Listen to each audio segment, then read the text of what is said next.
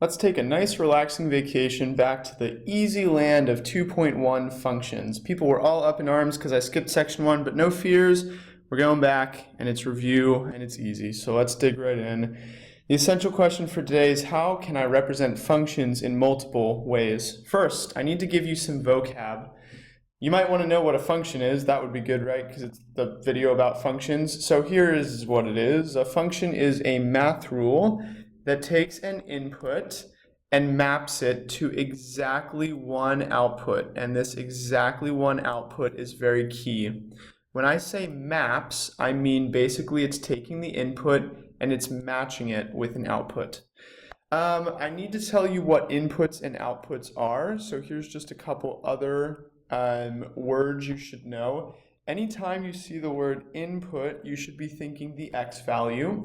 Typically, we put in an x and get out the y, or the f of x. Remember, f of x and y are kind of equivalent. F stands for function, but it's what we get out when we plug in x.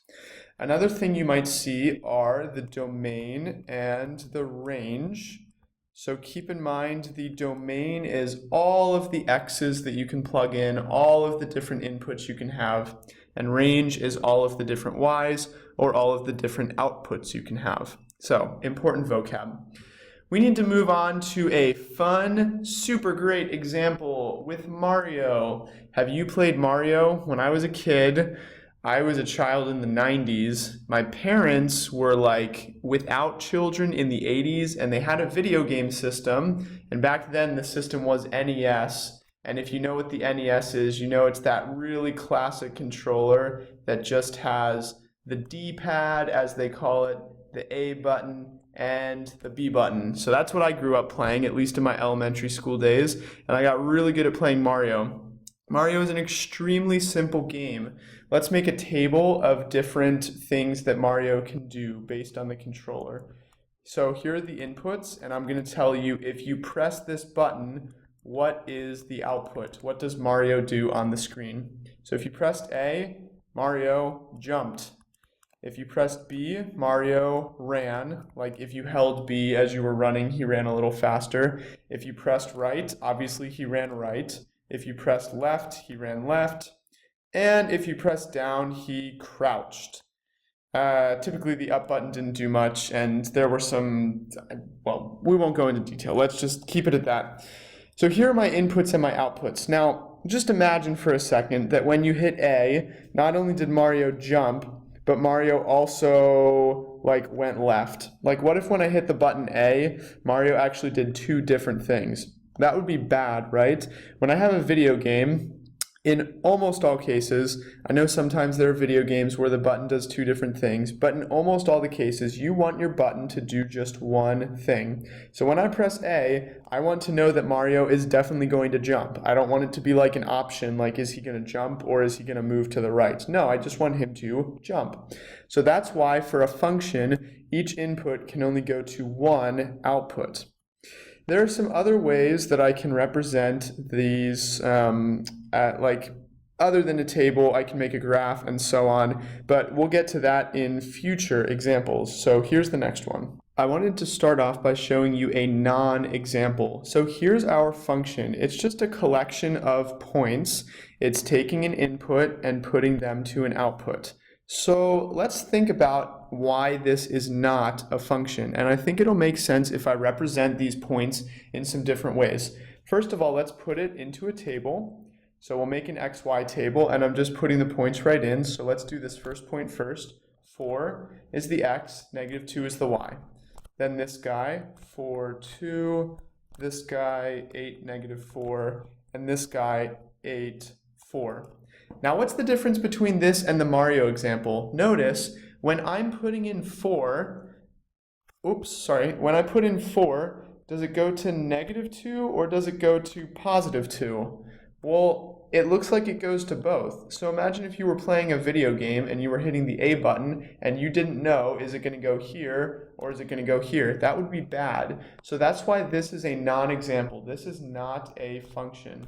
Because I have an input 4 that goes to two different outputs, -2 or 2. And actually the same thing happens with 8. 8 could go to -4 or 4. In the book, you might also see like an input-output diagram. So let me show you what that looks like. They'll have a little input bubble, and the only inputs I can choose here are 4 or 8. And then they'll have a little output bubble with all the different outputs. So in this case, my outputs are -2, 2, -4, and 4. Probably should have written them in order, but it doesn't matter. And then they'll show you like, okay, 4 goes to -2 and it goes to 2. 8 goes to -4 and it goes to 4. Notice, again, since I have 4 going to the -2 and the 2, that's bad. That's not a function because it's going to two different outputs. The last way you can represent a function is on a graph. So I'm just going to graph this real quick. All right, the tick marks have magically appeared. I didn't want to waste your time doing that. Let's graph these points. First, over 4 down 2. Then over 4 up 2, then over 8 down 4, and then over 8 up 4. So this is a really unusual function. It's just 4 points. Notice a feature about it. Since I have one x, the 4, going to two different y's, if I drew a vertical line through this graph, the vertical line would hit two different points at once.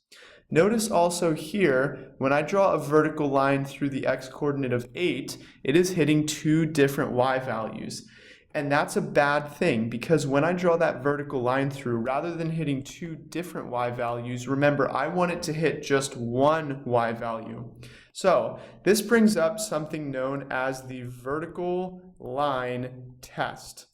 The vertical line test says that anytime you hit two different points when you put a vertical line through the function, that is not a function. And the reason is because that means that one x is going to two different y's. So here, the vertical line test fails because when I put a vertical line through, it's hitting two different points at once.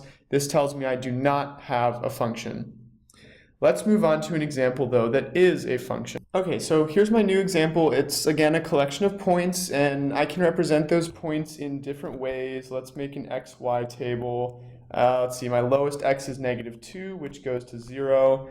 Then I have 1 going to 0. 3, 3 is the lowest, and then 4, 5. Now, I said that this was a function, but this is a function that can confuse people because do you see how over here I have two y's that are the same? On the previous slide, I had like two x's being the same, right? I had two 4s going to two different y's, and I had two 8s going to two different y's. Here, I have -2 going to 0, and I have one that's also going to 0. So the question is that okay? Or is this not a function?